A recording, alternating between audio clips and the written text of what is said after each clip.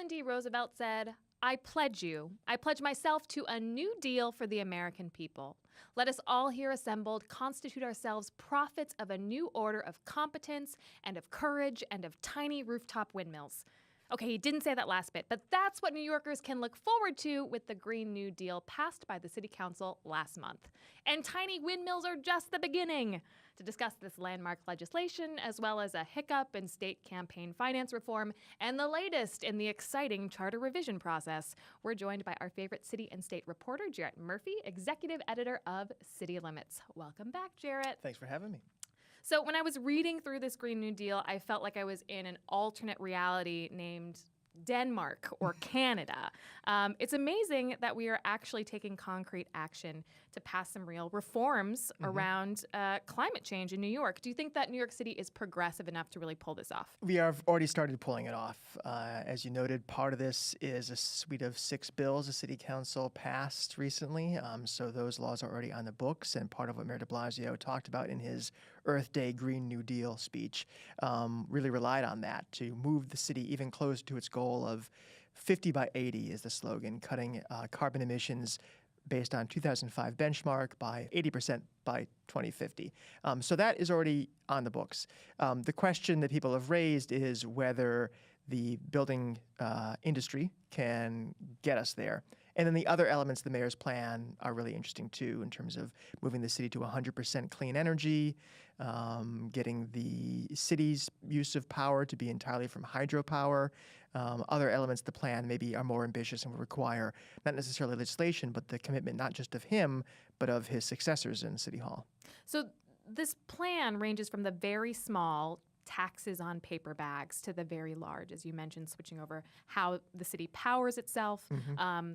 New constructions have to have green roofs, and also reducing the carbon emissions of some of the largest buildings, right? That's right. So a lot of this is going to be reliant on the cooperation of the real estate sector. That's correct. Right. Are we optimistic about that? Well, I think so, because the argument has always been that ultimately builders would realize it's in their economic interest to become more efficient. Now, they'll hit some point where that's not going to be as easy as it has been. And the debate about the mayor's proposal has been whether or not buildings that already are certified LEED as platinum, as the highest level, whether they would meet his more stringent categories, and it's possible they don't. But that will have to evolve. The misinterpretation of what the mayor said was that he's banning steel and glass skyscrapers. That was the headline the day after. He's not exactly banning them. He's saying that if they do not institute efficiency measures, they would no longer be allowed to be built. Starchitects are up in arms. Yeah, what about all these glass front high rises? Right, which is the dominant style in the city, has been for many years. It's part of the defining kind of look of New York skyscrapers now. But they are inefficient. Much of the city's emissions come from those kind of buildings. And what the mayor was saying is that if you want to build those buildings, you have to figure out a way to reduce those emissions somehow by green roofs, by reducing the footprint in other ways. And let's not forget about the birds. Never forget about the birds. That's right. What are the critics saying about this NYC Green New Deal?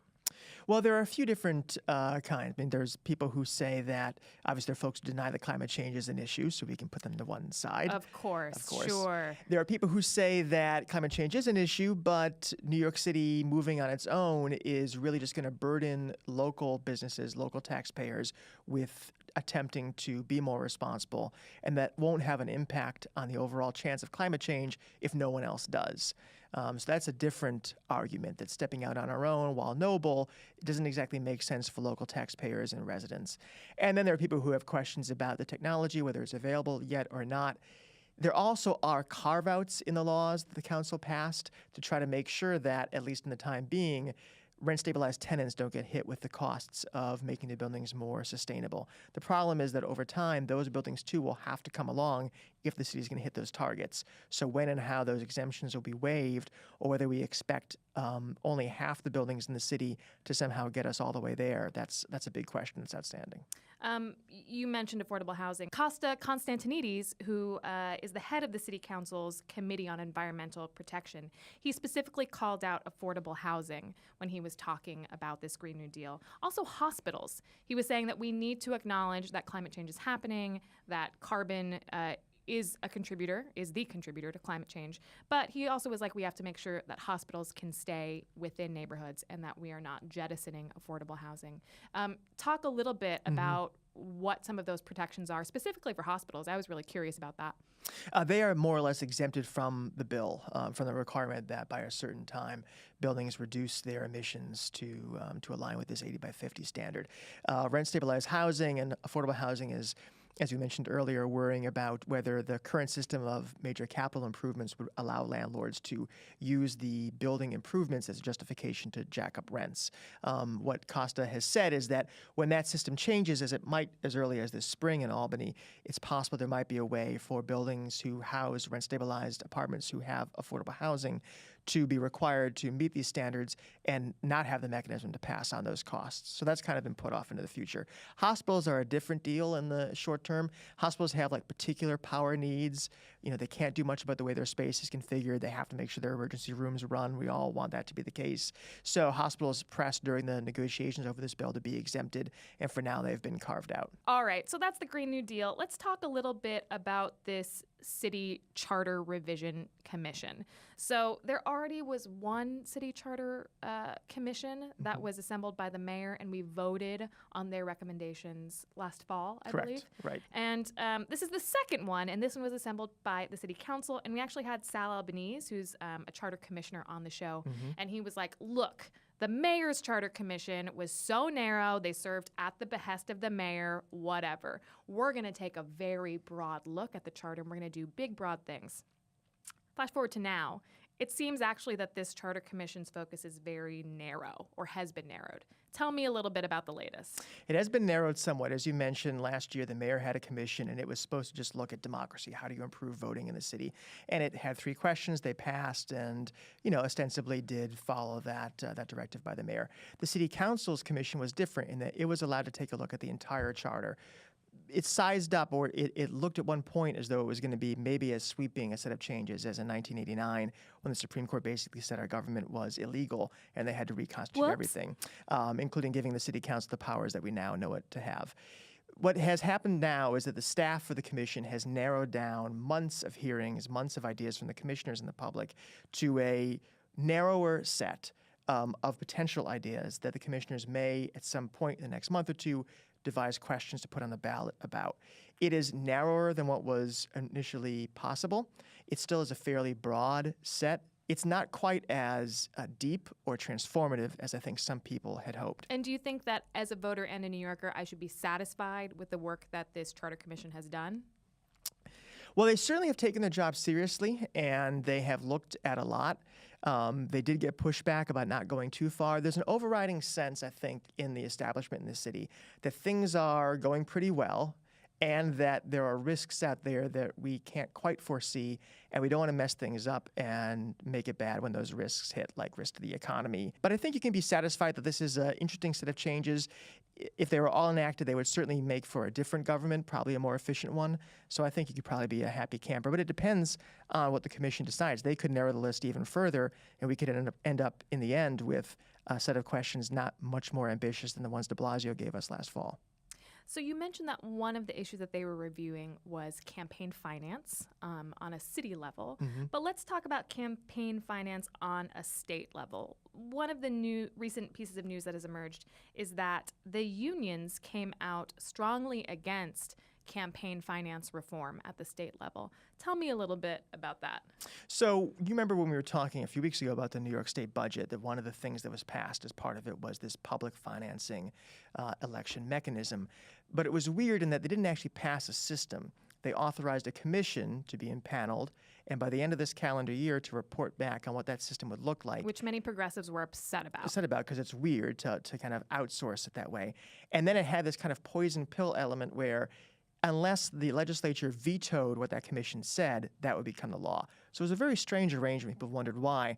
And what's emerged is that one of the factors that was key toward the end of the budget negotiating period was that the head of the AFL-CIO, the biggest, most powerful labor organization in the state, was like, let's not do this yet. It's going to cost a lot of money. We don't really have the money to do this now, so let's hold off. Not all unions were as opposed as that one. Some unions are quite opposed to this. And the fact is that while we focus on corporate contributions, unions are huge givers in New York State and across the country and in the city too, to some degree, to campaigns. And it tends to be Democrats, but not always. And they are worried, especially at this time, with the Janus decision from the Supreme Court reducing their ability to use people's dues for political purposes, that this would hobble an ability they have to influence policy. What is the big unknown now is whether this commission will actually change that very much. They still can end up having a system like that. I think a lot will come down to who's on that commission and how transparent they are or aren't in developing this system we're all going to have to accept. And what the union representatives are saying to the press is, well, it's just not our most pressing issue right now. There are other things that we would rather focus on. But actually what they mean is we give a lot of money to candidates, and we want to make sure that that isn't changed for now. I think they're both true. You know, I think there are other things to talk about. And this always comes up when you talk about like the mechanisms of our democracy, right? Is it's not a bread and butter issue necessarily. It just drives all the bread and butter issues. So I think unions probably do want to talk about other things. And part of the reason they want to talk about other things is, as you said, this is a major level of influence. And New York State is, because of its relatively strong unions, one of the few places where unions still wield that kind of power. A lot of states, that's really evaporated. In New York State, if anything, unions have become more powerful in recent years through mechanisms like Working Families Party and other attempts they've made to exert influence. So they want to hang on to that, and that's rational, and I suspect it will have some impact on the end result that we see in terms of public financing. Yeah, the opportunistic politics of it are really interesting because on the national level, the AFL-CIO has said that they support campaign finance reform, but as you mentioned, that's probably because they don't wield the same type of influence at a national level as they do in New York State. Right. So there's been kind of like unequal disarmament here. You know, a lot of the reforms here have really gone primarily after corporate money. Even earlier this year, reducing the influence of LLCs, these shadowy, anonymous, mainly real estate corporations that could donate really unlimited amounts to state candidates. That is basically out of the system now.